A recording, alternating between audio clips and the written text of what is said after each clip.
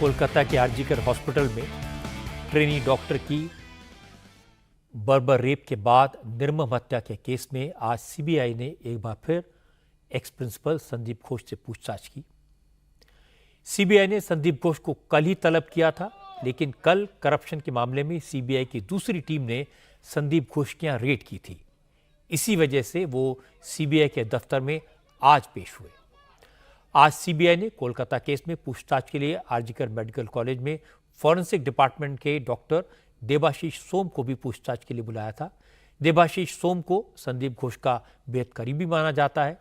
असल में RG Kar medical college के सेमिनार हॉल के एक वीडियो में देबाशीष सोम खड़ा हुआ दिखाई दिया। ये वीडियो 10 अगस्त का है। 9 अगस्त को इसी सेमिनार हॉल में लेडी डॉक्टर की जघन्य हत्या हुई थी।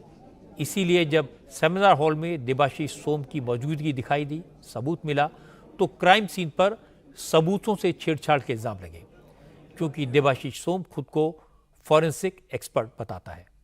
इसीलिए आज सीबीआई ने देबाशीष सोम को पूछताछ के लिए बुलाया था। हालांकि कोलकाता पुलिस ने सफाई दी है कि सेमिनार हॉल 50 फीट से ज़्यादा लंबा है और वहाँ के एक हिस्से में किसी के मौजूद होने का मतलब यह नहीं हो सकता कि क्राइम सीन्स और सबूतों से छेड़छाड़ की गई थी। सीबीआई ने कल देबाशीष सोम और संदीप घोष के घरों के अलावा उनके 15 ठिकानों पर छापे मारे थे।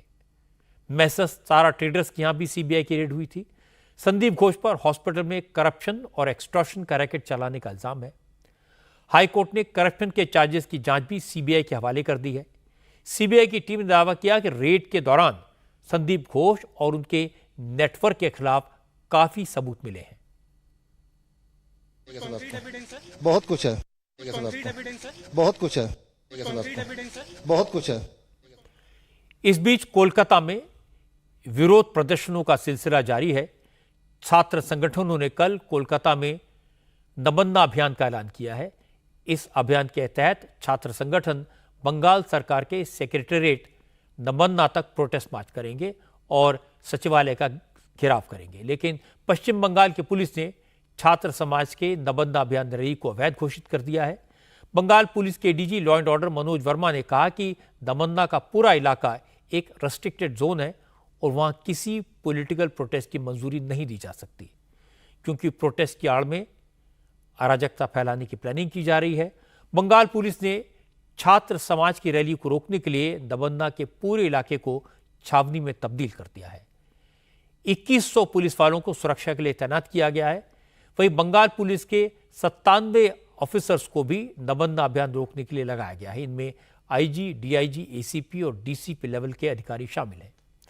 नमन्ना की सुरक्षा के लिए 5 लेयर की सिक्योरिटी लगाई गई है। बंगाल के ADG law and order Manoj Verma ने कहा उन्हें पक्के इंटेलिजेंस इनपुट मिले हैं कि नमन्ना अभियान की आड़ में बंगाल को हिंसा की आग में झोंकने की साजिश की गई है। उन्हें इस बारे में कई एजेंसी से इनपुट मिले हैं, इसीलिए उन्होंने सुरक्षा का इतना भारी बंदोबस्त किया है। ADG law and order Manoj Verma ने लोगों से अपील की कि वो किसी के बहकावे में ना आए। बीजेपी ने नमन्ना अभियान को इलीगल करार देने पर ममता सरकार पर हमला बोला।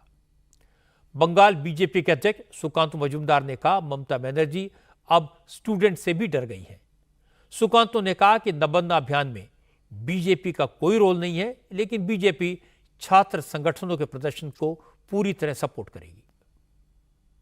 बीजेपी का स्टैंड क्लियर है, हमारा आंदोलन नहीं है, लेकिन इस तरीके का डेमोक्रेटिक शांतिपूर्ण जो भी आंदोलन होगा, जो सुप्रीम कोर्ट द्वारा कहा गया है कि ऐसे किसी भी आंदोलन को कोई भी सरकार रोक नहीं सकती, ऐसे हर आंदोलन को, कोई भी पार्टी का भी आंदोलन हो, उसको बीजेपी का सपोर्ट है। कि अगर उपद्रवी ऐसा करने जा रहे हैं तो उनको अरेस्ट करना चाहिए। ये पुलिस का काम है लॉ एंड ऑर्डर मेंटेन करना।